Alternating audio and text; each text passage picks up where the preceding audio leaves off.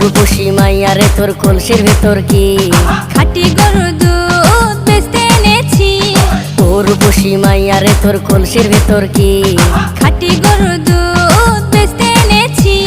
দে না একটু খাই, দামটা আগে চাই, আর দে না একটু খাই। দামটা আগে চাই। তোদের মতো ভিড় খাওয়াদের চেনে রেখেছি।